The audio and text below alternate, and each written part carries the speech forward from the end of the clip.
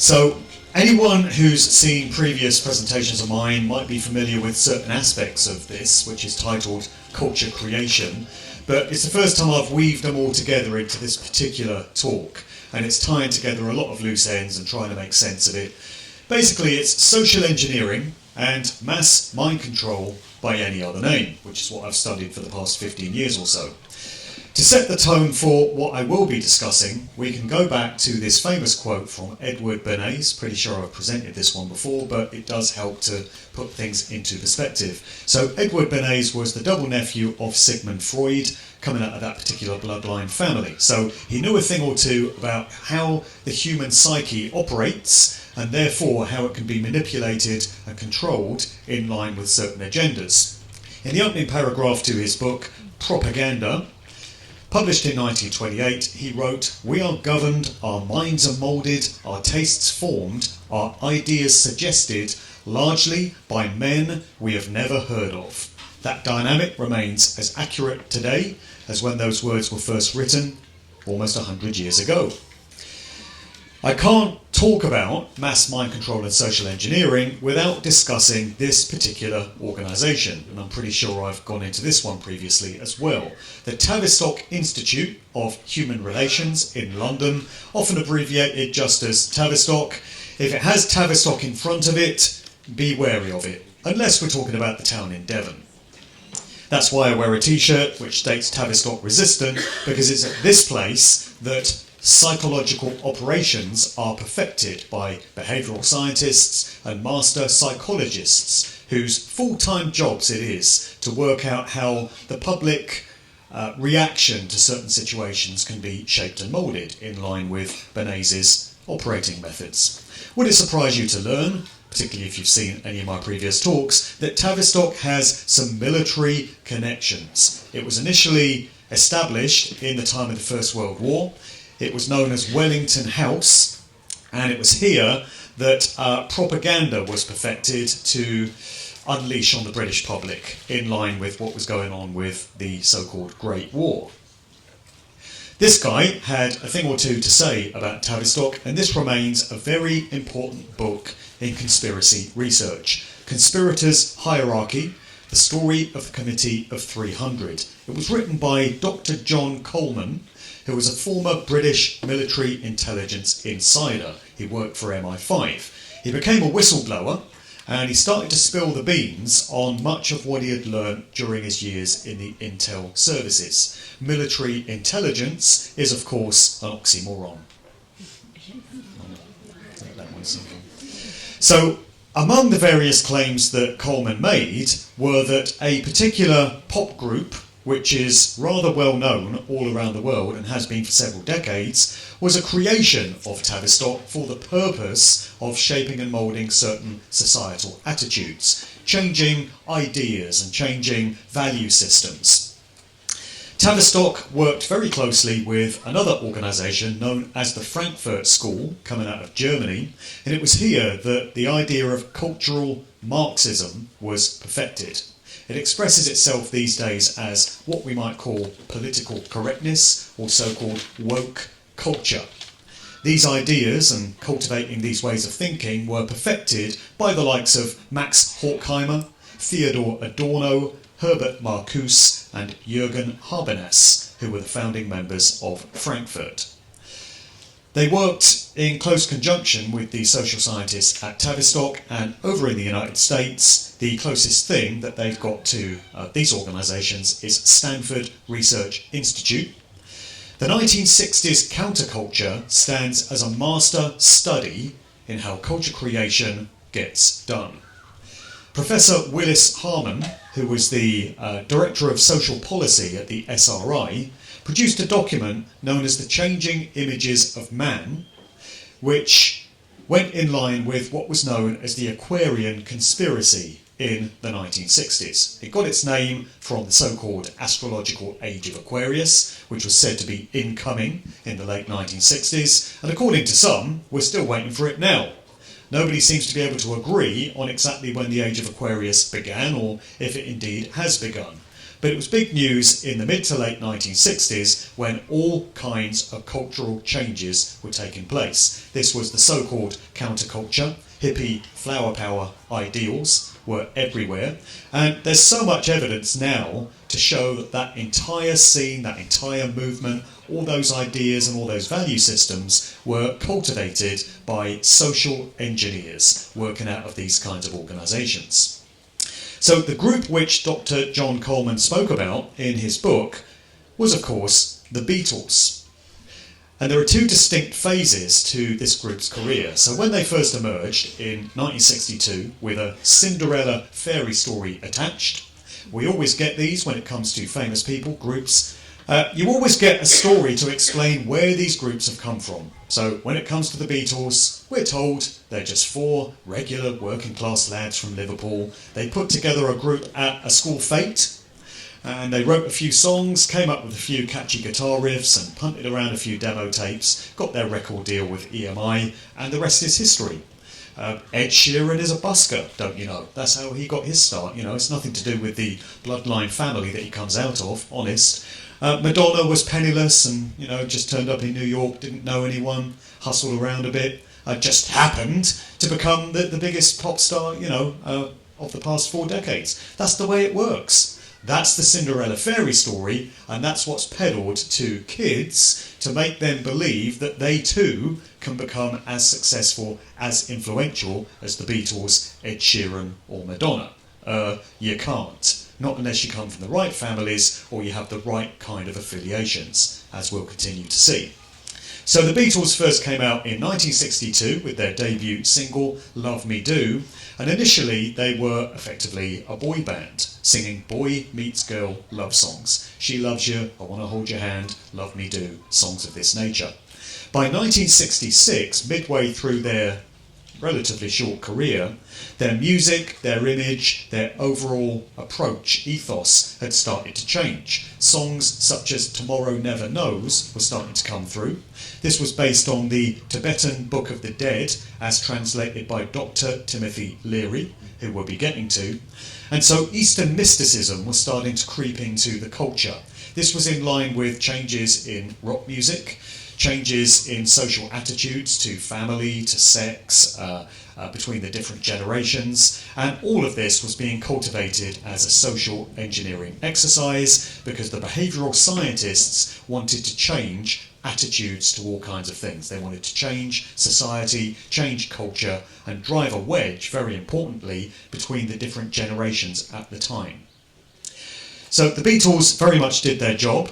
Here's an image, which you can't see that well, but some of you might be familiar with it, from an album they released, a compilation album, in June of 1966. So it's 666, which, don't know if you've noticed, but it's a number that just happens to crop up rather a lot in this style of research. Crops up all over the place, it turns out. So yesterday and today, and on this album sleeve, we've got the four Beatles in white coats, and they're covered with pieces of raw meat, and there are mutilated baby dolls all over them. So there's severed heads, and there's severed arms and legs and things of this nature. At the time, people were told this was an avant-garde art statement. They were pushing the envelope in line with the standards of the time. But I feel, with the knowledge that we've come to know of these past few years, that there could have been other things being communicated here. But either way, this demonstrates that the Beatles were very much an asset of the controllers of society. They were a group that was put to use whenever an agenda needed pushing. And we've seen that ever since the music industry began. We see celebrities of all kinds, whether it's Hollywood actors, TV stars, anyone in the public spotlight. Whenever there's an agenda that needs propping up, they get called on and the job gets done. So in London in the 1960s, there was another group that was busy pushing the counterculture of the time, the British variant of it. This was Pink Floyd, the initial incarnation of Pink Floyd when they were known as the Pink Floyd, with Syd Barrett still in place as their frontman. So they were residents at a club in London called the UFO Club, and this was pushing the psychedelic culture of the time and all these rock bands that were breaking down the barriers in terms of what rock music was doing at that time. LSD was the drug of choice, and this was everywhere, not just in California, as we'll see, but also in London and elsewhere in Britain. And so the Pink Floyd played their part in pushing that whole culture in line with what was happening in America. So this would have been Stanford Research Institute working in conjunction with Tavistock to make sure all these changes took place. The original frontman of the Pink Floyd, Syd Barrett, had to be kicked out of the group very early on, 1967. The official story is that he fried his brains from doing too much LSD, and he could no longer be relied upon to perform and to write songs. Syd Barrett's father worked in mind control research in laboratories out of Cambridge University, with connections to the British government and, by default, Tavistock. So it seems far more likely to me that Syd was used as a test subject in his father's research, probably involving mind-altering drugs such as LSD, and something went desperately wrong, and so he had to be effectively kicked out of the group and replaced by Dave Gilmour. Then a few years down the line, which is so often how it's done, the entire look and the entire fabric of Pink Floyd changed, and they went into their progressive rock phase, for which they're best known, Dark Side of the Moon and all the rest of it. They grew out their hair, changed their image, all in line with changing agendas, because by that point what was achieved in the 1960s was a done deal, and the controllers were ready to move on to the next agenda. Staying with the 60s though, it wasn't just rock bands who were the cultural heroes of that time. They came in all shapes and sizes. And one of them was the consciousness guru, so-called, Dr. Timothy Leary. He's credited with having popularised the mantra of those times, turn on, tune in, drop out. What that meant was that it was encouraging the young people of the time to drop out of organised society, but more specifically to drop out of any kind of political activism, and specifically any kind of opposition to the Vietnam War, which had kicked off big time by this point. Leary's story is that he was a Harvard lecturer, professor, and he was kicked out of his academic role when he started embracing psychedelic culture and encouraging his students to do psychedelics, or entheogens as they were known, and go on these amazing journeys of self-discovery. And many people will say, well, what's so wrong with that? I've had some great times on acid or mushrooms or peyote or whatever it may be. And my answer is always that if that's an individual decision that somebody has made for themselves and it harms no one else, then there's no problem. And I'm sure many people have had incredible experiences on these compounds. The problems begin when this is occurring on somebody else's terms. And when people, almost invariably young people, are being coerced into these kinds of activities by the likes of Leary, Pied Pipers in society. When it's happening on somebody else's terms, and when it fulfills some kind of social engineering agenda of which you don't have full knowledge, that's when the problems can begin.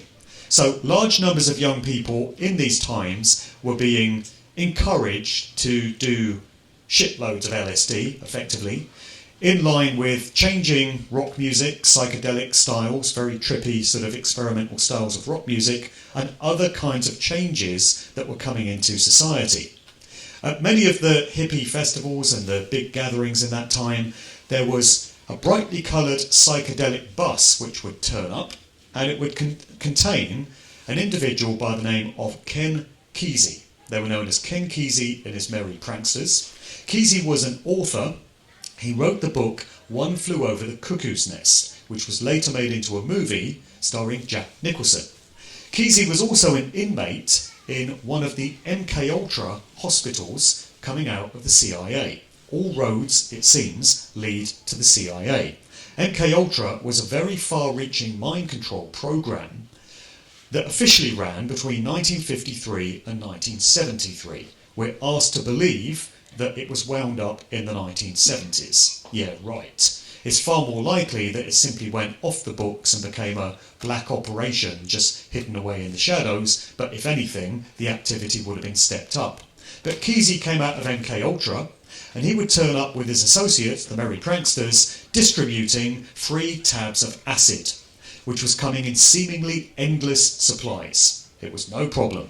Very few dealers were getting busted, nobody really knew what the supply lines were, but documentation that's come out in recent times has shown that almost all of the LSD that was turning up at these music festivals and such was coming through CIA supply lines. The CIA are the biggest pushers of drugs on the surface of Earth, whatever shape it may be. So, all kinds of cultural heroes. Would it surprise you to learn that Dr. Timothy Leary, in his latter years, admitted in interviews to having been an asset of the CIA? He was on the payroll. He said so himself.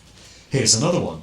Gloria Steinem, credited with being the mother of the modern feminist movement. She was behind Ms. magazine, and she encouraged women during those times to get out of the home and get into the workplace. And the way it was sold to them was, hey sisters, we can do anything our male counterparts do. We don't want to be left behind, do we? We can do the same jobs as them. We can earn the same salaries as them.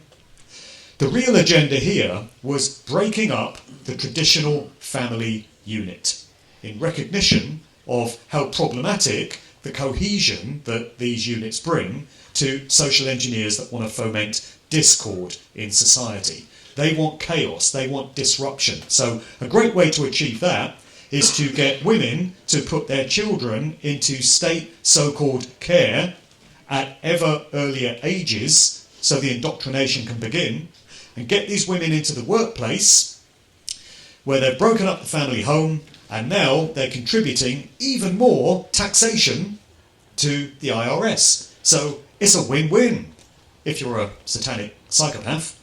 And so that's what was going on in the 1960s. And it turns out that Gloria Steinem was another asset of the CIA, undertaking various undercover missions for them. A band which was very popular in those times, pretty much the house band for the whole sort of hippie flower power thing, was the Grateful Dead. And connections when it comes to the personnel behind this group do not disappoint. We've got direct affiliations with Freemasonry, with Harvard and Yale universities, with aristocratic bloodline families going back many generations, and through group member Bob Weir, we have a direct connection to Bohemian Grove, because he's admitted, somewhat reluctantly, in interviews to having been in attendance at these meetings at Bohemian Grove, this very strange place where the rich and powerful and influential in society meet once a year in the summer in this area of Redland Forest, dress up in robes, gather in front of this 40-foot stone owl and take part in this ritual known as the cremation of care, dancing around a large bonfire. You know, we've all done it, it's a standard weekend. This fella circles us right back round to Tavistock. So we have a direct link from the Grateful Dead back to where social engineering was perfected on these shores. Meet Eric Trist. Here's his wiki biog. We learn that he was born on the 11th of September, interesting date, and we're told that he just happens to have been one of the founding members of the Tavistock Institute of Social Sciences in London. Why is that relevant? Well, meet his son. This is Alan Trist, and he worked for a time as the music publisher and the road manager for the aforementioned Grateful Dead. So now we've got a direct link between this group and this organisation. A previous road manager for the Grateful Dead was a guy by the name of Hank Harrison, who, as well as being the biological father of Courtney Love, and having accused his own daughter of having been complicit in the murder of Kurt Cobain, because that's what really went on there, also turns out to have been on the books at the CIA, on the payroll. Glad you're all sitting down to recover from the shock. This is a story often told, but it reinforces the point, so it bears retelling. Jim Morrison frontman of The Doors. This group were very much the poster children for that anti-establishment, anti-war angst that was being felt among the youthful generation of the time, the generation known as the baby boomers. So Jim's up there as the front man of this group, and he's getting naked, and he's doing alcohol, and he's doing drugs, and he's encouraging all these young people to go against their parents' value system and just engage in sex, drugs and rock and roll lifestyles. Meanwhile, meet Jim's old man. Here he is on the right. This is Admiral George Stephen Morrison, and he turns out to have been the Navy Admiral in charge of the fleet of ships involved in the Gulf of Tonkin false flag incident, which was used to justify America's involvement or escalation in the very bloody and protracted Vietnam War. So how do we reconcile these two factors? Jim Morrison, the poster child for the anti-war generation, and his old man having effectively started the Vietnam War. This is hell. But will the university be ready to meet his ambitions? Will his parents have been sufficiently interested in his future to have concerned themselves with the needs of their universities?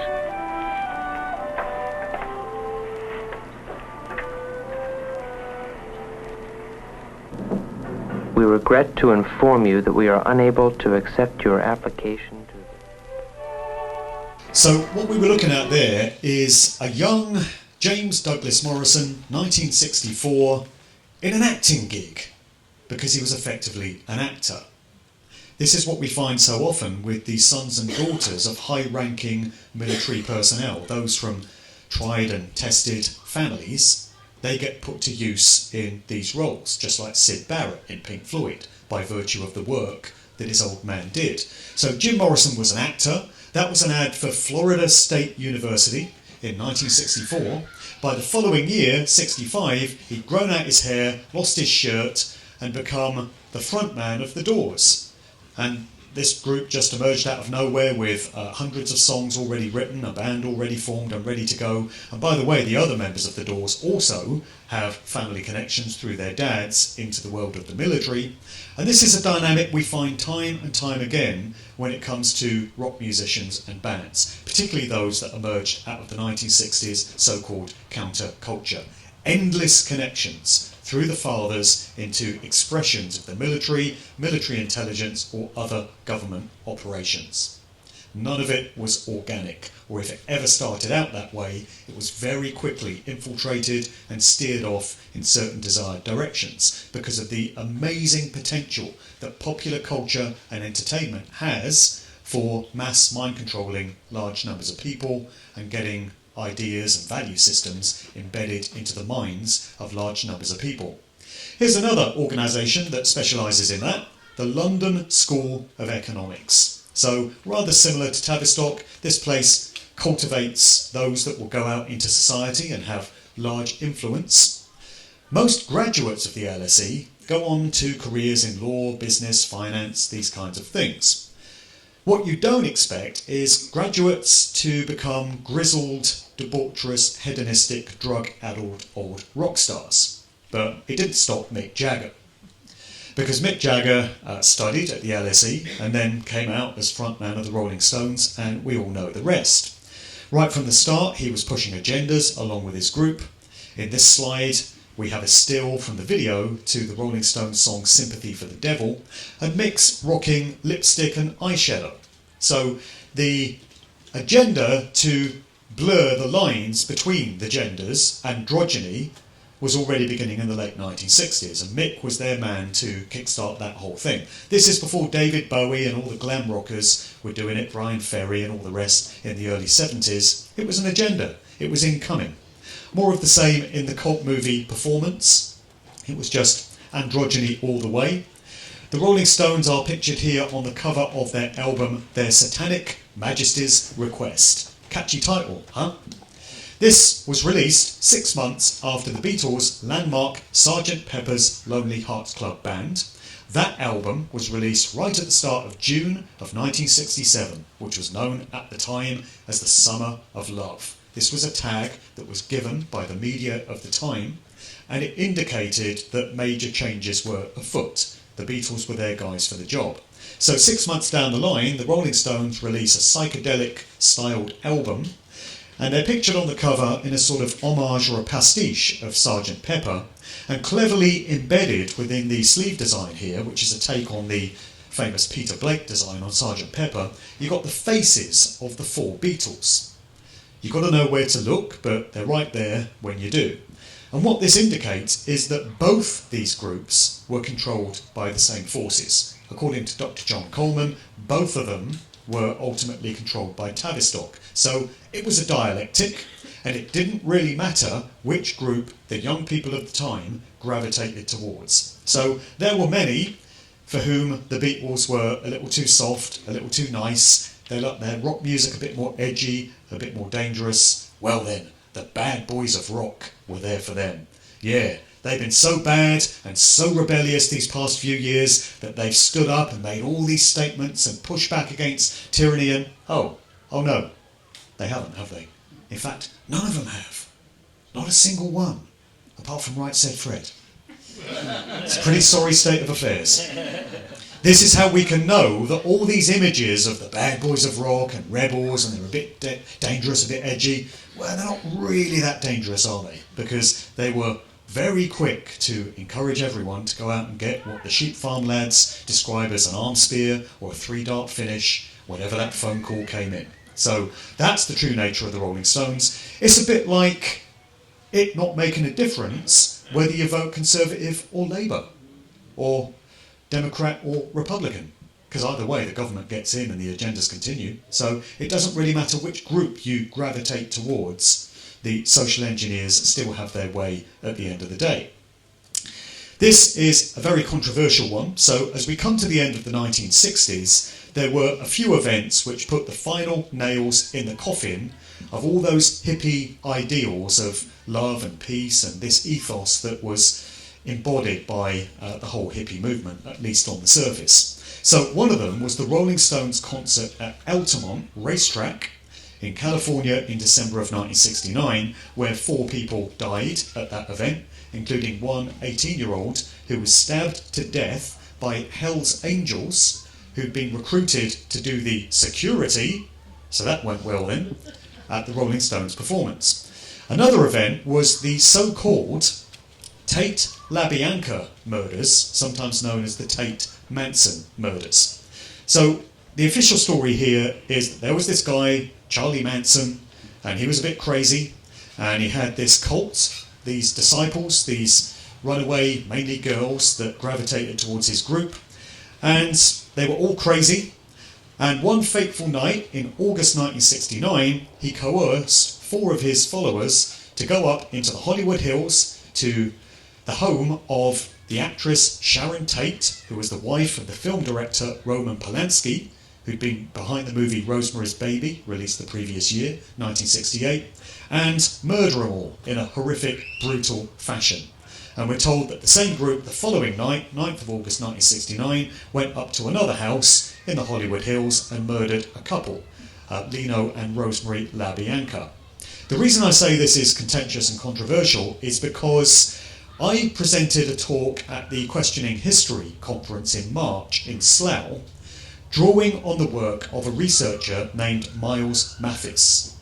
How many people here are familiar with the work of Miles Mathis? 1, okay. You've got some homework to do. So this guy has a website, milesmathis.com, and he's a painter, not a painter and decorator, but an artist as a day job, but he researches stuff in his spare time, so we're told. There's a lot of question marks about him. Many people feel that it's just not possible for one individual to have produced the amount of work that this guy is said to have done, and it has to be a team working on these various papers that he's put out.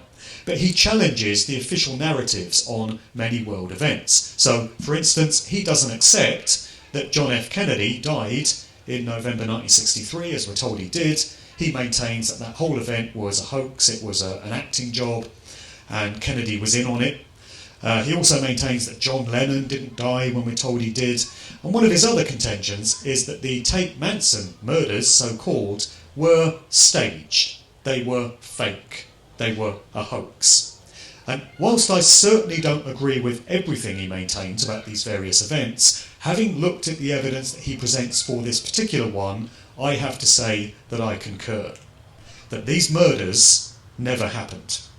Sharon Tate was the daughter of Lieutenant Colonel Paul Tate, another high-ranking military official. She was also an actress and the wife of a Hollywood director, and these murders took place up there in the Hollywood Hills, directly above all these major film studios, where there was ready access to extras, film props, and plenty of fake blood. Mathis makes a very compelling argument for why that event cannot have happened the way we're told it did. He presents photographic evidence where so-called dead bodies have moved position. Sharon seems to be smiling in certain photographs where she's supposed to be dead. There's all kinds of reasons to suspect that this event did not go off the way we're told it did. And in some ways that's kind of reassuring, because it was an event that was used to scare the bejesus out of the American public and completely traumatise a generation. The trial was televised for months on end, so all the grisly details that are supposed to have gone down at this event were kept in the minds of the American public for a very long period. And that was the idea. It was to present the idea to Middle America that hippies, embodied by Charles Manson and his crazy, dangerous followers, were all these crazy, murderous, drug-addled maniacs, and that whole scene had to be put to bed. The social engineers felt that they'd changed societal attitudes adequately by that point, and they didn't need this whole psyop to continue any further. So they themselves destroyed it, and this event was used to help bring that about. Meanwhile, they simply moved on to other agendas. I learned a lot about the science of culture creation and how it ties into social engineering and the concept of lifetime actors from Jan Irvin and Joe Atwill, who used to have a great podcast series on Gnostic media, which became Logos Media. It was called Unspun, and they really got into all this stuff. They did many shows on 1960s rock music and how it tied into the counterculture, MK Ultra, the LSD being everywhere. And Joe Atwill is credited with having popularised the term lifetime actor. This is someone who's in the public eye, so you've heard of them. They're a household name.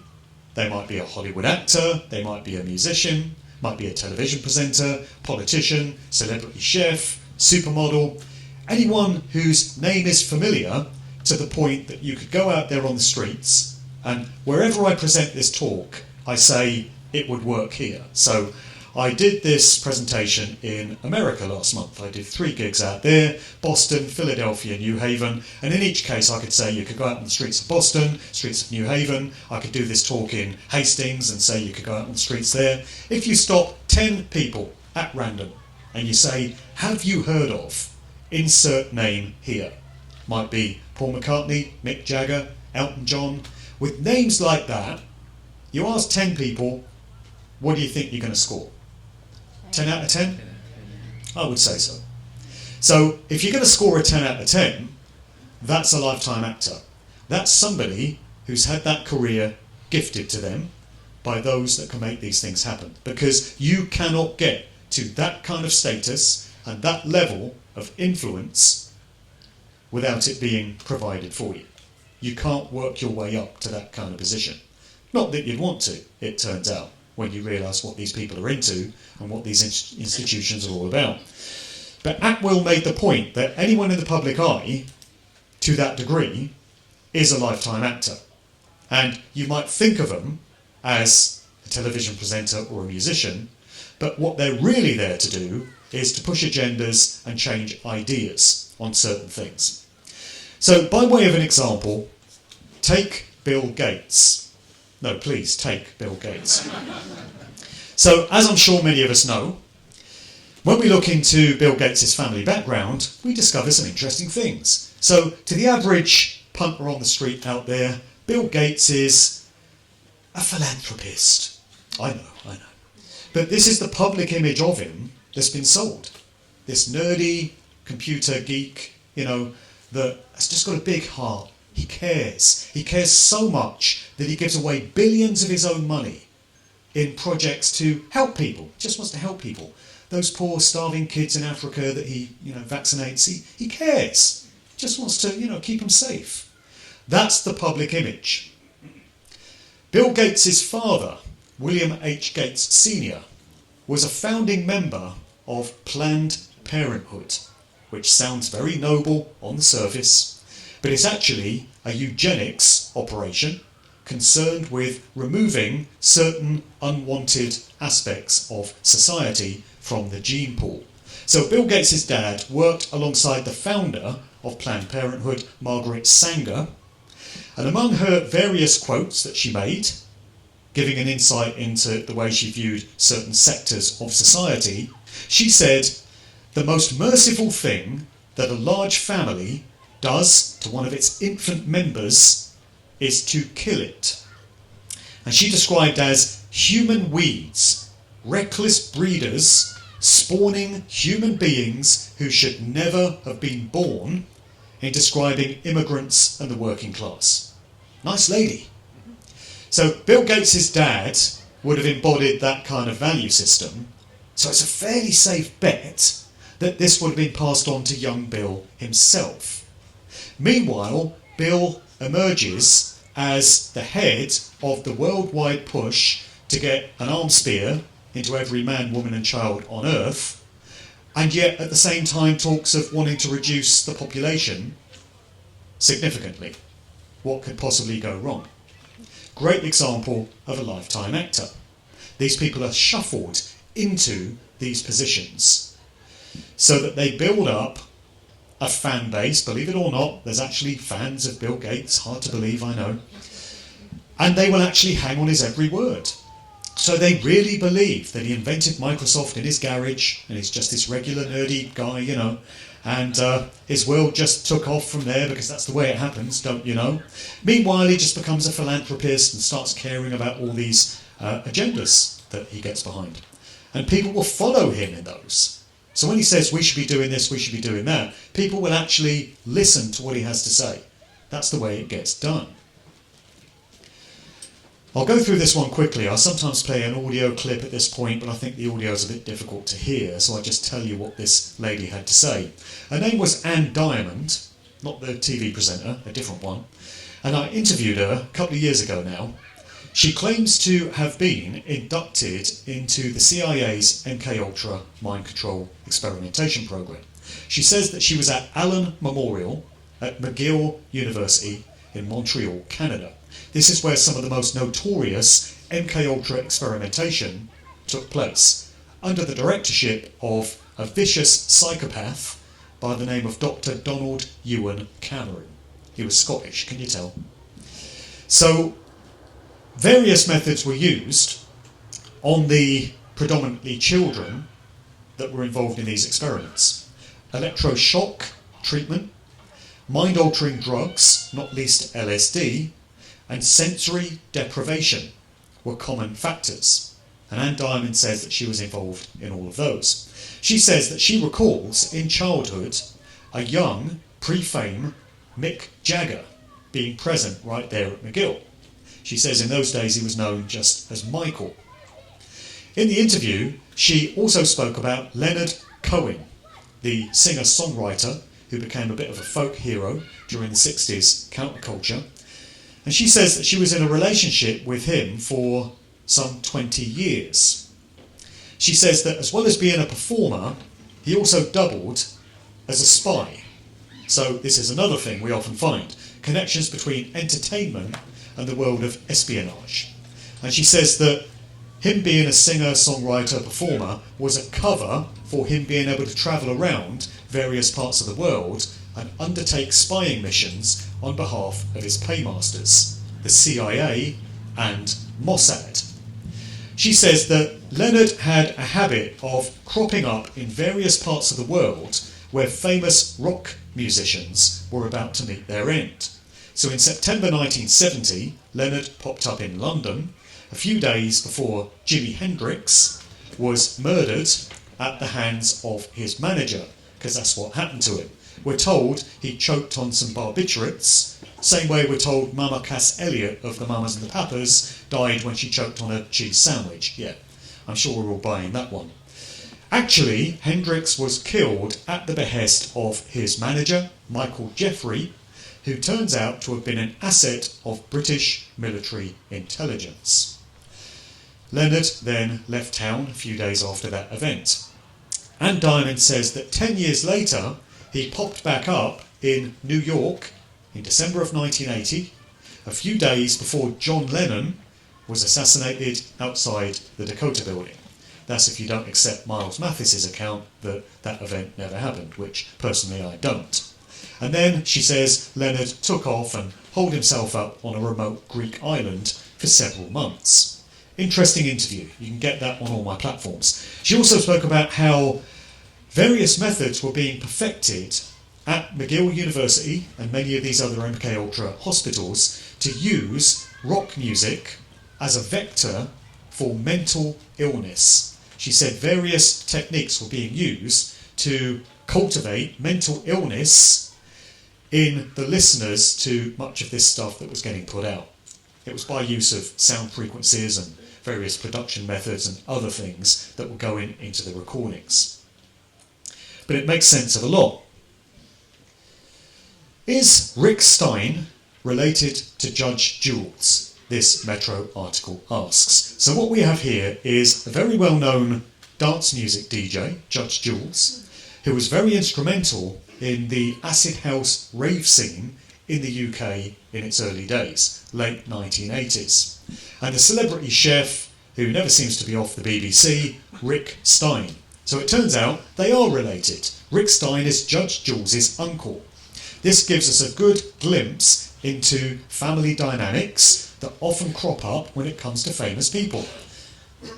Certain families are shuffled into influential positions. So a very influential DJ who was on Radio 1, BBC Radio 1 for many years, by the way, another BBC asset, and a very influential celebrity chef. Turns out that Jules himself is another graduate of the London School of Economics, so he came out of that place and then he became a club and radio DJ pushing club culture, rave culture, ecstasy culture, because that was the drug of choice in those times. And this leads us to another, what I suspect to be, social engineering psyop. And this is one which is very close to my past, because although I wasn't a DJ on the scene in these times, I was very much caught up in the culture. Late 1980s, the acid house scene kicked off. It laid the foundations for rave culture in the UK, and that paved the way for the explosion in electronic dance music, which not only went on to take over the whole of the UK, but got exported all around the rest of the world. I suspect this very much to have been a Tavistock-style, military-grade social engineering psyop. I go into this one in great detail in my Musical Truth Volume 2 book, which I put out in 2018, and I still stand by all the assertions that I made there about this whole scene representing a reboot of what went on in the 1960s. The media of the time even referred to it as the second summer of love, talking about the summers of 1988 and 89. So they themselves were drawing the parallels, the connections between what went on in the first summer of love, 1967, and what was happening on British shores in the late 1980s. So many of the familiar elements were there. Instead of LSD, this time around you had a different mind-altering drug, ecstasy, MDMA, which was appearing in seemingly unending quantities. All roads would appear to lead back to British military intelligence, who were putting this stuff out there. Very few drug barons were getting busted for distributing this stuff. A few low-level dealers, but no real big raids, That's because it was coming through official governmental supply lines. Changing music, electronic dance music, replacing what had been there previously. And another common factor was the togetherness, the unity, which came from the raves, the warehouse parties, these gatherings, and eventually it got driven indoors into the super clubs, by the time you got brands like Ministry of Sound, Ministry as in government department, right? A lot of connections between that operation actually and expressions of the government. The first big super club in London, which remains to this day, and then other big brands such as Cream, Gatecrasher and all these other super clubs which came along in the 1990s. The foundations for all of that were laid in the 1980s. Key DJs like Judge Jules doing his bit. Carl Cox was a major figure on the early rave scene. More recently he's popped up encouraging clubbers and festival goers to go out and get a 3-dart finish. Well, he would, wouldn't he? Because he's had a manufactured career gifted to him, and these come at a price. You don't get careers like that for free. This particular scene came with its own emblem as well, an icon, a motif, the smiley yellow face. It appeared very innocent, and the cover story for it, when it cropped up in that late 80s scene, was that it represented the happiness that that scene brought about, not least through all the ecstasy that the kids were popping at these raves, making them very happy and bringing about this loved up vibe. But more recently, that icon seems to have taken on a rather more dark and sinister twist. So a few months ago we got the news that the Friends actor Matthew Perry had turned up dead in a jacuzzi, death by bathtub. There's a lot of it around when it comes to celebrities, it seems. Many suspicious elements to that story, not least that a few days before he turned up dead, he had made a post on social media where he pictured himself with one of these smiley yellow faces in the form of a cushion. Gets darker still. A few months ago, this record was released. It came from DJ Pierre, who's one of the original American acid house producers. In 1987, he put out a track simply titled Acid Tracks. This remake, which appeared in 2023, was done in conjunction with a German DJ and producer by the name of Paul Van Dyk. Van Dyk bears all the hallmarks of being connected to intelligence operations, but the emblem which accompanied this release was smiley yellow face but with paint dripping off it, so taking on a bit of a sinister air, and also two very distinctive slits in the place of the eyes. And this made me think of something, which was the logo that was used by the Schutzstaffel, the SS, in Nazi Germany during the Second World War years. So we've got a German DJ and producer getting behind an icon, a motif, which incorporates the SS logo. Should we be concerned? Here's another sigil, which has been employed by Paul Van Dyk. You're probably going to struggle to see it, but it's a kind of inverted pyramid with two corners cut out. And this appeared on artwork that he used on album covers and tour flyers and things like that. This made me think of something as well, which was a logo that I'd seen for British military intelligence, so MI5 once again. And this logo was used between the 1950s and the 1970s. When you invert it, you find that it becomes rather similar to the logo that Van Dyk is using. So it's an inverted pyramid with a sort of capstone at the bottom, and the corners are cut out in a very similar fashion. When it comes to culture creation, it seems that no scene, no genre, no style is left untouched. I used to be a big fan of rap and hip-hop culture. Back in the days when it still made sense, before it became as toxified as it currently is. It's not even worthy of being described as hip-hop anymore. But, the 80s, the 90s, the golden years, when that scene really flourished. What I loved about it as a DJ, playing these sounds on radio and in the clubs, was that it came with a whole lifestyle and culture. It wasn't just the music, it was other elements. There was the breakdancing, the graffiti, the turntablism. And when you're somebody that shows a love for that culture, you're entrained to think of three figures in particular as having been the founding fathers of it all. So one is a DJ by the name of Kool Herc, who came out of a Jamaican family, and he is credited with having invented the concept of the original hip-hop block party. So on the streets and in the parks of the South Bronx, where this culture emerged, from 1973, so we've just passed the 50-year anniversary, Kool Herc would set up sound systems in the Jamaican fashion and style and hold these parties. And the kids from the neighbourhood would come out and dance to these records that he would play.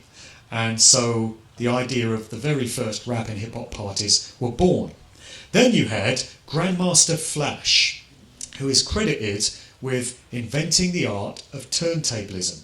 This is using turntables as musical instruments, scratching and cutting and carving out rhythms on records and treating the turntables like musical instruments.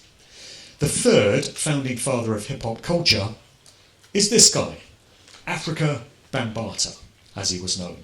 His real name, for many years, was said to be Kevin Donovan.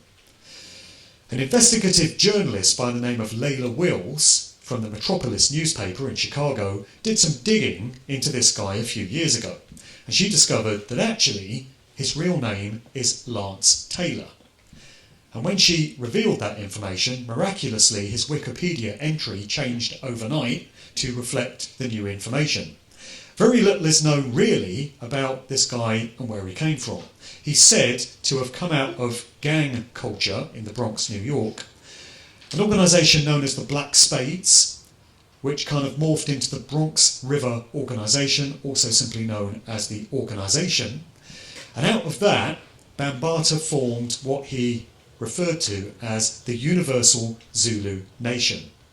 On the surface, this seemed to be an affiliate sort of group for people who were into hip-hop culture to join forces and link with each other and connect all over the world.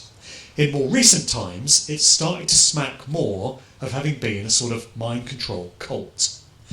In 2016, two men came out and accused Bambaataa of having sexually molested them when they were minors, teenagers, and members of the Universal Zulu Nation. This is going back to the 1980s. In the wake of that, several other men came forward and also accused Bambaataa of sexual molestation. Layla Wills, that journalist, began a documentary film looking into these accusations against Bambaataa. One guy that she interviewed, TC Islam, who was previously a member of the Universal Zulu Nation, came out and said that it was kind of a best kept secret within the organisation that this is what Bambaataa was up to, but you just knew to kind of say nothing and keep your mouth shut. Does it remind you of anything? Have we heard anything like that before? Jimmy Savile on the BBC, for example. TC Islam, before that documentary could be released, got shot dead in broad daylight on the streets of Atlanta. It's now 2024, 8 years on from those allegations first emerging, and Africa Bambaataa remains a free man, no charges brought against him, nothing's come of those accusations, leading one to suspect that he has high-level protection from certain important sources. I also got to thinking about the naming of some of these cultural heroes coming out of rap and hip-hop. Grand Master Flash, Grand Wizard Theodore. So mentions of Grand Masters makes me think of Freemasonry, for example. Maybe it's just my suspicious mind. Maybe I've been doing this job too long, I don't know. Grand Wizard sounds like something out of the bloody Ku Klux Klan to me. So it's causing me to question the origins of this entire art form now, going all the way back to its early days. Was this another psyop? Was that whole scene concocted by social engineers? In more recent times, it's been pushing obvious agendas. There was the gangster rap era, so-called, the glorification of criminal lifestyles through the music. I got caught up in all that stuff. I used to love those records. I used to play them. I was steeped in spiritual ignorance. I couldn't see a social engineering agenda if it stood in front of me and smacked me about the head with a baseball bat, screaming, "I am a social engineering agenda." I know a bit different these days, but back then I was caught up in the whole thing. So rap music has certainly been used to push many agendas, materialism, sexual sort of agendas, criminal lifestyle agendas, And a lot of that is coming to light through what we're now hearing about this individual, Sean Combs, Puff Daddy, P. Diddy, P. Diddley, P. Dodie, whatever the hell he's calling himself this week. So he was an entrepreneur in the hip-hop game going all the way back to the early 90s. He was behind Bad Boy Records, a label which emerged out of Arista under the directorship ultimately of Clive Davis, an individual that I mentioned in my Nostalgia Side talk and his connections to Whitney Houston. So Puff Daddy Sean Combs was given his own record label, Bad Boy, and this helped to push, to start with, sort of gangster criminal lifestyles, not least through the notorious B.I.G., Biggie Smalls, who ended up getting murdered on 9th of March 1997, 6 months after Tupac, the rapper, was also murdered in a drive-by shooting in the so-called East Coast, West Coast rap wars. I can see all of that now as yet another agenda used to fulfill certain desired outcomes, but Puff Daddy Diddley was right there at the forefront of so much of that. And in recent times we've had many women and men coming forward with accusations about what he gets up to in his spare time. His former so-called girlfriend, the singer Cassie, launched a legal case against him in November, accusing him of rape, of battery, of assault, of forcibly drugging her, of sexually trafficking her to various other men, and so many other things. And this opened the floodgates for so many other people to file similar accusations at P. Diddy. So if this guy stays out of jail, it will be a friggin' miracle, or it will be a surefire indicator that he has high-level protection. So much is coming out about him, and this story, it seems, is going to run and run for some time yet. It's very similar to what we heard about R. Kelly, the R&B singer, going back a couple of years. He was accused of effectively running a sex cult, a harem, mind-controlled cult. Many women coming forward with accusations about, sexual impropriety towards them. R. Kelly got jailed. So it seems that all celebrity assets are equal, but some celebrity assets are more equal than others, to paraphrase George Orwell. So they don't mind throwing some of them under the bus to give the impression that something is being done, but others seem to stay out of jail and stay out of trouble the whole way. Speaking of whom, how about Tim Westwood? DJ, arguably the most prominent and influential rap and hip-hop DJ in Britain over the past 4 decades. This is a guy that I used to look up to in my formative years as a DJ. He used to have credibility. Back in the 90s, when he was on Capital Radio with Capital Rap Show, I used to aspire to want to be like this guy. He got me into this kind of music. What I didn't realise at the time is that he is basically just another lifetime actor. So here's his dad, the Reverend William Westwood, Bishop Bill, as he was known. He's an Anglican bishop, or was. He was best known as the Bishop of Peterborough, and his son, Tim, was named after him, Timothy William Westwood. He's a posh boy. He went to public school in Norwich, and he comes from a very wealthy, privileged family. But he positioned himself in the hip-hop game as coming from the streets and, coming with that kind of credibility and talking with this street lingo and stuff, because his job was as gatekeeper for the British hip-hop scene. The social engineers wanted one of their own in place in the most prominent position in that music genre. And so they opted for a posh white public schoolboy to do the job. Similar dynamic when it comes to reggae music in Britain, because the most influential and prominent DJ there for quite a few decades has been David Rodigan, MBE. Highly respected by reggae fans, but with a rather dubious background. So, military family. His father was a military man. He was born on a military base in Hanover, Germany. He was a trained actor, went to stage school, appeared in certain episodes of the BBC's Doctor Who, among various other things. And then he just happened to get shuffled into place as the most prominent DJ on the reggae scene. So, in other words, he's the gatekeeper for that whole culture. And what do you notice about these two scenes? We've got posh white public schoolboys in influential positions in black cultures, black forms of music. So the controllers couldn't have black DJs rising to those influential positions. They wanted representatives of their class in place in these prominent roles. And a third gatekeeper would be Pete Tong, MBE, who has been an asset of the BBC for some, what is it now, 33, what's in a number? 33 years he's held a show on BBC Radio 1. He's known as the sort of godfather of electronic dance music in Britain, and he even describes himself on his own social media as the Pied Piper of dance. What did the Pied Piper of legend do? He led all the young people from a particular town, the children, astray, away from their parents and off to their doom by the use of music. So he's basically telling you what he's doing. A gatekeeper by any other name. And these are all people that I used to look up to. As a DJ myself, you know, these used to be inspirations to me, these used to be role models, and I've had to let them all go.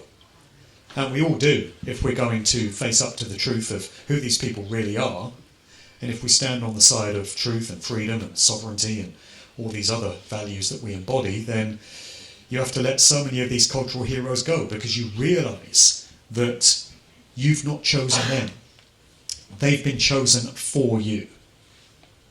And it's the same with any fad, any trend, any scene, any movement. As Karen said at the start, I don't discriminate, I piss everyone off. So whatever music genre you're into, I'll get to yours eventually, just give me time. And so it was with the new romantic scene, at least in those days though, you know, the post-punk scene coming out of the 70s, going into the 80s, at least you had scenes, right? You know, there was two-tone and ska, and there was new wave, and there was new romantics and synth pop. At least you had scenes. What have you got in the 2020s for Gen Z? Are there any scenes anymore?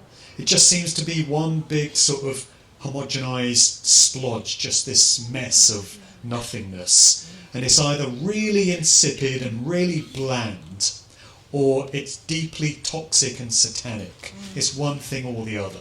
And that's music and popular culture these days. We don't have scenes anymore. They've done away with all of that. At least it used to be interesting to study this stuff. This is why I don't bother looking at contemporary, current, so-called music, because it doesn't interest me. At least it was interesting to look into these bands. They were interesting characters with compelling stories. So this was the case with the new romantic scene, and so often we find that there are venues associated with certain movements, not just the bands and the familiar faces, but places where these young people would hang out. With the New Romantics, it was all about this club in Covent Garden, London, called the Blitz Club. So in this picture we've got Steve Strange at the centre. He was part of the group Visage alongside Midge Ure, also out of Ultravox, who's also in this picture. And Steve Strange is yet another music guy with a military father who died at a relatively young age in very suspicious circumstances. There are many other stories like it. Out of that new romantic scene, we had arguably the most influential band of the very early 80s, Adam and the Ants. And a study into Stuart Goddard, aka Adam Ant, doesn't disappoint either. All the familiar elements are there. So his father was in the military, in the army. His father was also exposed as having been part of a grotesque paedophile ring with affiliations to Jimmy Savile. Adam Ant, we're told, suffers from bipolar disorder, and this is used to explain away some of his plain bizarre behaviours in public. To my thinking, it's far more consistent with him having been involved in MKUltra style trauma-based mind control. Where you find expressions of the military on all this other unsavoury stuff, you often find direct connections into the world of mind control. They go hand in hand. And again, it's the offspring of these military personnel who were often used in experimentation programs. So it wouldn't surprise me if that's what we've really been looking at when it comes to Adam Ant, who, by the way, is still out there touring and doing shows even now, into his 60s. It seems a lifetime actor's work is never done. Just ask Noel Gallagher. So, as I said, when there's an agenda to be cropped up, and when you are a lifetime actor on the payroll, you don't get to say no. I strongly suspect the whole Cool Britannia thing in the mid-90s of being yet another social engineering psyop. And I feel that that whole thing was all about making Tony Blair and his new Labour Party palatable to the young people of the time, as amazing as that now sounds in retrospect. So in the mid-90s, a great many young people who should have known better fell for the image that was being put forward of Blair as this cool guy, in touch with the youthful population, in touch with Britain, and used to be in a band himself, you know, played a bit of guitar, smoked a few spliffs, you know, he's cool, he's a cool guy, man, he's down with the kids, you know. And so Noel Gallagher's there at number 10 at a champagne reception, and he's helping to push this whole idea, this whole image of Blair as this dynamic, visionary young leader. They wanted Tony Blair in office in 1997. That election took place on Beltane morning, 1st of May, so occult significance to the date, so that he was in office ready to preside over the ritual murder of Princess Diana, which occurred later that summer. Then he got ushered into office for a second term in 2001, so that he was in place ready to preside over the events of 9/11, and then he got a third term in office in 2005, ready to preside over the events of 7/7 in London. Blair was their man for the job, and the whole Cool Britannia bollocks, in the words of George Michael, that's how he described it, was used to get him in ready for all of this. We know a bit different now when it comes to the true nature of Tony Blair, or Miranda, as he is at the weekends. A murderous psychopath. And still pushing agendas to this day, still popping up as a talking head, you know, whenever there's something to be pushed. At this stage, when I do this talk as a two-parter, I normally take a break at this point, and I give the final word to the late, great George Carlin, who can sum up everything I've spoken about over the past hour with this simple phrase. It's a big club, and you ain't in it. If you didn't hear, he said, it's a big club, and you ain't in it. And neither would you want to be either. So, welcome back, says Jimmy. And so we press on. And at this point, I want to go into the punk and new wave scene. Why should we leave them out, eh? So we've covered dance music and hip-hop and the 60s psychedelic stuff. Let's move into punk now. And a good place to start, which was raised in one of the Unspun podcasts by Atwill and Irvin, is the naming of the punk genre in the first place. We ought to be able to glean something from the etymology of it, right? Get a few clues. So when it comes to the Grateful Dead, who I mentioned in the first part, fans of that group were often referred to as deadheads, and they thought it was a term of endearment. What they didn't realise is that the phrase deadhead was used in morbid, satanic mockery of them by their overlords, by those who created that group. That's the way they see the masses, and they lump the likes of us in with the other folk on the street out there. They see us all as spiritually profane and ignorant, and to be mocked to our faces, to be called deadheads. And we get the same thing with the word punk. So various definitions of the word punk include a young man used as a homosexual partner, especially in prison. It's a good start. An aggressive and violent young man. An inexperienced young person. A cowardly or weak young man. An inferior, rotten, worthless person or thing, a petty criminal or hoodlum. Got any punks in the house? Probably not at this point. The cultural heroes of the original punk rockers from the 1970s were said to have been the beat poets who emerged out of the 1950s. They were also lauded as cultural heroes of the 60s generation as well. And they included Allen Ginsberg. Nice man, he was. He was a member of the North American Man-Boy Love Association, which, if you can't guess from the title, campaigns for adult males to be able to have sexual relations with young boys without penalty. So yeah, some cultural hero, right? As I said, certain locations figure in the history of certain music genres, and when it comes to the New York variant of punk rock in the 1970s, it was very much centred around Chelsea, the Chelsea district of Manhattan, and in particular the Chelsea Hotel.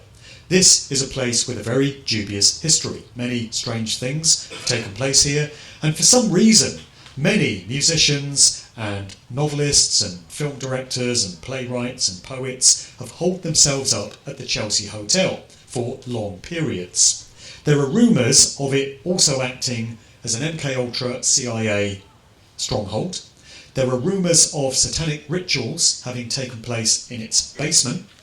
And it's also where Sid Vicious of the Sex Pistols is said to have stabbed to death his girlfriend Nancy Spungen at the ripe old age of 20 on the 12th of October, Aleister Crowley's birthday, just a coincidence, in 1978. So, very strange place. When Elvis Costello sang I Don't Want to Go to Chelsea, he's probably talking about this place. Interestingly, Chelsea is also the part of London around which the British variant of the punk scene really got moving in the mid-1970s. And that occurred at the hands of this pair, Malcolm McLaren and his partner, Vivian Westwood. No relation to Tim, at least not as far as I know, though it wouldn't surprise me.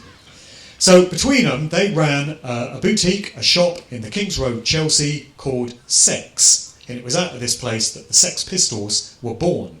So here's Malcolm with his Cambridge Rapist t-shirt. Catchy, huh?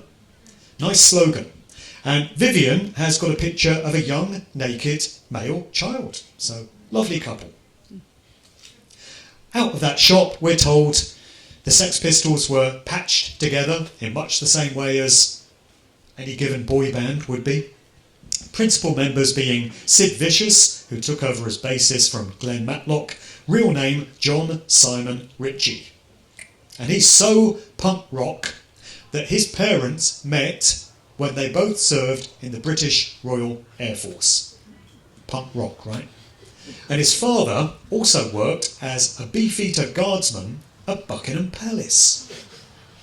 Johnny Rotten, meanwhile, John Lydon, wrote in his autobiography, Anger is an Energy, that just prior to finding fame with the Sex Pistols, he used to attend kinky late-night sex parties at the House of Commons, where he saw various prominent MPs in compromising positions with call girls and rent boys.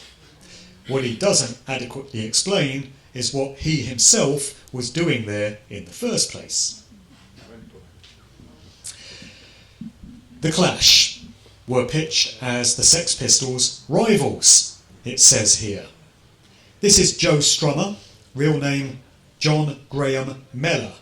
He was the son of Ronald Mellor, OBE, who was a civil servant attached to the Foreign Office in the British government. So, yeah, again, punk rock, rebels, anarchists. The other prominent member of The Clash, who also went on to Big Audio Dynamite, was Mick Jones. Why is he pictured side by side with Grant Shapps, the former Transport Secretary in Boris Johnson's cabinet? Well, that will be because they're cousins. So in this group that is supposed to be all about youthful rebellion, we have the two principal members with direct family ties to the British government. Just another example of this same dynamic that we see repeating itself over and over again. This is the manager of The Clash, Bernie Rhodes, and he was a stated situationist. This is another thing that the Sex Pistols have in common with The Clash. Malcolm McLaren was also into situationism. So the situationist movement came out of France, and it was a sort of intellectual, left-wing, anarchist movement. What's so curious about it is that the managers of the two most influential punk and new wave bands coming out of Britain were both into this particular movement, as was Tony Wilson of Factory Records in Manchester, behind the Hacienda nightclub, and Joy Division, New Order, and all these other groups, all to do with situationism. So this smacks of being another sort of mind control cult type operation. When it comes to punk and new wave bands coming out of America, a very prominent one was Talking Heads, and they had a side project called Tom Tom Club, which was comprised of the husband and wife duo Chris Frantz and Tina Weymouth. So let's have a look at some family connections here. Tina Weymouth. Her brother Jan was a Harvard graduate, of course he was, and he turns out to have been chief of design for the Chinese-American architect I.M. Pei on the Grand Louvre project in Paris, involving the placement of the iconic glass pyramid. The family's Masonic links seem to be represented here, given the symbolism incorporated into the Louvre and into one of the most Masonic cities on earth. Jan also designed the Salvador Dali Museum and the National Gallery of Art in Washington, D.C., and was awarded the National Order of Merit from France. Of course he was. How could he not? Jan and Tina's father, Ralph Weymouth, was a Vice Admiral for the US Navy, stop me if you've heard this one before, and a Master of the Freemason Grand Lodge of Maine. Incidentally, the aforementioned Bob Marley's father was also a British naval officer, Norvell Sinclair Marley. So he had a black mother, but a white British father who also ran a slave plantation in Jamaica for a period. You couldn't make it up, and you don't have to. And many people often ask me if I feel that the situation with Bob Marley is the same dynamic as what we have with Jim Morrison, in that Bob was pushing agendas and was effectively an actor. And I do feel differently about Bob Marley. I do personally feel that he was a genuine political activist. He was sincere in the messages that he put into his music, and that would be why there was an assassination attempt on him in 1976, with all fingers pointing towards the CIA having been behind it. Ultimately, it seems they did get to Bob and they knocked him off. He finally succumbed to a form of cancer. There's a long story connected to that, but again, all roads lead to the CIA and to the suggestion that Bob Marley was a genuine threat to the establishment. They didn't want him around and they had to get rid of him. So there's some good news for any Bob Marley fans in the house, right? I mean, it wasn't a happy ending for Bob, but at least we seem to have had one artist who, went against the grain. Just the one, mind. So here we are with Ralph Weymouth. His great-grandfather, or their great-grandfather, was Anatole Lebras, known as the Bard of Brittany, a highly regarded folklore poet and a lecturer at Harvard and Yale universities. Anatole married Mabel Davidson, a sister to Henry Pomeroy Davidson, which brings a link to the Yale secret society Skull and Bones. Last month, incidentally, I was in New Haven giving a talk, and I got the opportunity to get a tour of the Yale University campus. And the guide made the mistake at one point of saying, "Have you got any questions?" And I was like, "Yes, I have a question.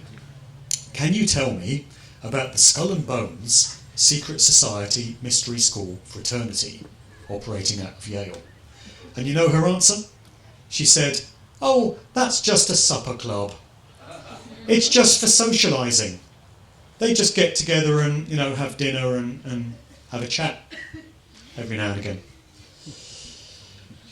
I doubt we could have expected any other answer to that question, really, officially, on the record. So Henry was a senior partner of the banking monolith J.P. Morgan, worked with the Astor Place Bank and was instrumental in the creation of the Federal Reserve System, attending the notorious 1910 meeting of Jekyll Island. Meanwhile, Tina's a musician in a punk band. Yeah, right. And it's for this reason, because we find endless connections to admirals, to generals, to Harvard and Yale lecturers, to Freemasons, to representatives of bloodline families, to lieutenant colonels and spies, that I am one of these days going to put out a presentation to be titled "No One's Dad's a Plumber." Because when I first started researching rock bands, particularly, punk bands, heavy metal bands, I would have expected to have found the father's professions to have been things like plumbers, builders, electricians, plasterers, lorry drivers, bus drivers, dockers, these kinds of things, working class jobs. You don't find that. There's not a single plumber in sight. Plenty of generals, plenty of admirals, but no plumbers. So, one of these days. Some of you may have heard me talk about the Copelands before, the Copeland family. I won't go over the full story right now, but suffice to say that if you were a band that was active in the punk and new wave scene in the 70s going into the 80s, and you wanted any level of success, you had to go through the Copelands. They were the appointed gatekeepers of that scene. Stuart Copeland, in the middle, of course, was the drummer with the group The Police, and they were called The Police because they were there to police all the other bands on the scene and make sure that only the approved ones slipped through the net. The Copelands, these three, who were active in the music industry, were the sons of Miles Axe Copeland, who was a long-time career CIA operative, a spy. There's another one. Two of the members of the Detroit 1960s proto-punk group MC5, Motor City 5, Wayne Kramer and Michael Davis, were inmates at the Federal Medicine Center in Lexington, Kentucky, which turns out to have been one of the CIA's principal MKUltra hospitals. So they're directly out of that program. We have all kinds of improbable stories coming out of the punk and new wave scene as well, so it seems no assets are ever put to waste. They're always used to put out a good story. So we're told that Debbie Harry of Blondie narrowly escaped becoming a victim of Ted Bundy right before he went on his serial killing spree. We can ask ourselves how plausible that story is, or whether it was simply used to reinforce a narrative using a familiar name, and we can factor into that Chrissie Hynde of The Pretenders, who says, The Pretenders, what's in a name? Who says that she was present at the 1970 so-called Kent State Massacre at Kent State University.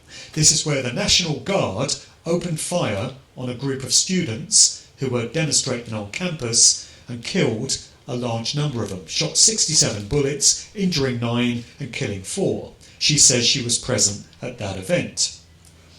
What are the odds of celebrities being in place at all these major events? We can ask ourselves. Let's throw this one into the mix. The Lockerbie plane crash, winter solstice, 21st of December 1988. This Pan Am jet blew up mid-air and came down over the Scottish border town of Lockerbie, killing all on board.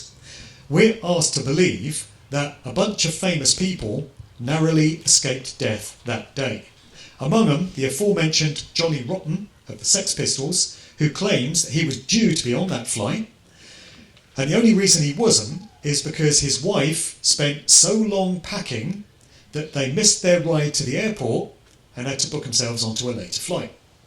We're also told that the Four Tops, who were over in London to record an episode of Top of the Pops, overran with their performance and they missed their ride to the airport, thus cheating death by not being on that flight themselves. Then we have the actress Kim Cattrall of Sex and the City, and we're told she spent so long shopping for a teapot at Harrods as a present for her mother that she missed being on that flight as well, saved by a teapot.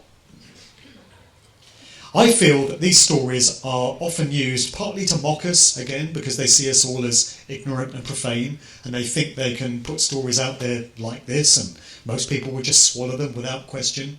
There's probably some occult, ritualistic significance to it as well, because these people are dark occultists, ultimately, at their core. But it's also just used to help reinforce certain agendas. And so into the mix we can throw what I term extracurricular activities. This goes hand in hand with lifetime actors, and it's what many of these famous people seem to do in their spare time, which tells us so much about them. Bono is a great example. He seems to have spent more time in recent years hanging out with the likes of Bill Gates and George Bush and Bill Clinton and the Pope, pushing various so-called globalist New World Order agendas, not least arms spear agendas. And then you have characters like Will.i.am, or as I refer to him, Shill.i.am, frontman of the Black Eyed Peas. So throughout most of his career, as it says here, a producer and a rapper, I use the term extremely loosely, he's been pushing ideas of transhumanism and artificial intelligence. That's what his output has been all about, glorifying electronic ways of doing things to a generation of young people and getting across the idea that transhumanism is really great, merging humanity with technology, what could possibly go wrong? To the point that he's been named Ambassador for Artificial Intelligence to the World Economic Forum. Here he is, hanging out up in Davos with Blofeld in the middle there, and Leonardo DiCaprio is up there. You know, he's been told to attend, so he's like, yes sir, I'm there sir. And so there's Will.i.am hanging out with all the WEF cronies. Lifetime actors' work is never done, especially when you're a sir, I find. I've probably played you this one before, so I'll spare you this time round, but Sir Elton John, or Reg Dwight to give him his real name, pushing agendas. Yeah, we've seen that one before. Here's another Sir who features on the same ad. This was from a couple of years ago when they were really ramping up that old three dart finish agenda. Sir Michael Caine. You don't get an acting career like this guy's, spanning multiple decades, without being completely beholden to the system and those that control it. The same dynamic that's in place for musicians is in place for famous actors. Also, famous alleged comedians and TV stars. So this was a particularly sickening one for me. When they were pushing out the arms spear agenda, it was noted that there was a very low take-up among certain demographics, notably the black and Asian communities. Why might black and Asian people be suspicious of white elite authorities, I wonder? I can't think.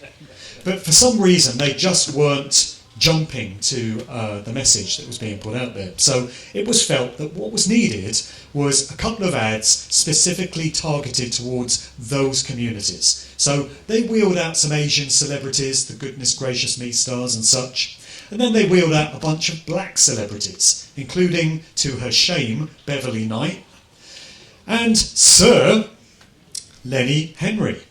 And so this ad was designed to try and increase the take-up among black people of what was being offered to them. Don't let their sacrifice be in vain.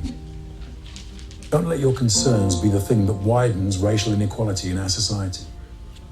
Don't let coronavirus cost even more black lives. Because we matter. Two agendas for the price of one. Because we matter. Never miss the opportunity to throw a bit of extra social engineering in there. Then you have the likes of Sir Paul McCartney, or Sir Billy Shears, should we call him? If that's really him. Just some random dude in a beanie and a mask, not getting a shot in the arm. But we're told that's who it is, and he says, be cool, get vaxxed. Yeah, right. Then Mick Jagger, a lifetime actor's work is never done, hits out at anti-arms spearers. You can see how well I've trained myself through having lost 4 YouTube channels to not use certain phrases. It's just ingrained in me now. So, anti-Britney crew, you can't argue with these people, he says. And then Jeffrey Epstein had 301 Britons in his little black book, including Mick Jagger. Yeah, so we'll listen to him then, shall we?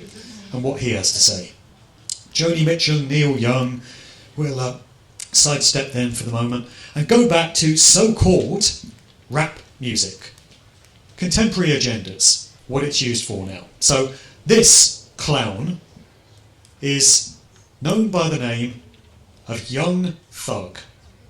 And here he is in the picture on the left, dressed up as Little Bo Peep in a dress. I remember rap and hip-hop culture in the 1990s. If a rapper had come out dressed up as Little Bo Peep in 1991, they would have been shot. Not saying it's right, I'm just saying it would have happened. But in the 2020s, no problem. It's embraced. It's even encouraged. When it's not that, it's the pushing of blatant satanic agendas. Satanism has gone mainstream. Here's Lil Wayne in the video to his song Love Me, where he says, "These hoes love me like Satan, man." And then he turns into a sort of demon with horns for no apparent reason. Lil Nas X, so-called rapper, brought out a shoe in association with Nike a few months ago, and it was said to contain real human blood. They marketed it in that way, and got away with it. Another thing that George Carlin used to say is, nobody seems to notice, nobody seems to care. Satanism goes mainstream and nobody notices and nobody cares. Not to any degree that is going to make any kind of a difference anyway. And by the time you have a so-called rapper going by the name of New Age Jerk Boy putting out a song called Married to the Game, in which he's sporting rainbow-coloured hair in a white wedding dress, giving fellatio to a machine gun, all hope for humanity has been lost. The sad cat meme, that look you make when you realise all the personal heroes you used to look up to were just lifetime actors on the payroll all along. The Who, not Ted Ross's lot, Pete Townshend's lot, had a song, Won't Get Fooled Again. And this needs to become our mantra, because this song was about the dynamic of social engineering and how it gets done. That group knew a thing or two about it. So I guess what connects the material that I've presented here and everything I get into in my books and all my podcasts and such with everything else we're hearing about this weekend is breaking through lies and deception and lifetimes worth of them. So we have been lied to about everything. We've been misled about everything. Because those who, unfortunately, we've allowed to take control of organised society are psychopaths, they're Satanists, and they view the rest of us that aren't of their class with utter contempt. They seek to enslave us, they seek to control us, they seek to subjugate us, they seek to own us. And they get this done through many things, in many ways. Through health, through so-called medicine, through so-called science, through politics, through the mainstream media, and of course, through entertainment and popular culture. And the reason we attend events like this and get inside information like this is so that we can know better for next time. There's the well-worn phrase, fool me once, shame on you. Fool me twice, shame on me, because we're supposed to learn from these things. And if there's any positivity at all in my talks, is there any positivity in my talks? I think there is somewhere.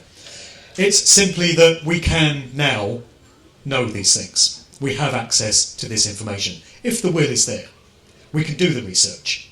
The cat is out of the bag, probably this one, and it's not going back anytime soon. So there is optimism to be gleaned from the fact that we can simply know about these things. And where previous generations were caught under societal mind control and didn't stand a chance of breaking free of it, really, because they didn't have the internet, they didn't have the free flow exchange of information that we have, we do have that privilege. And so it does become a choice. We can choose to remain enslaved in ignorance, or we can choose to know better and make better decisions for ourselves.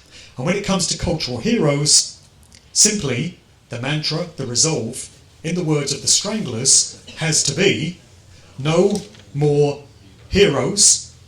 And I would simply add to that, at all, ever. Thanks for listening.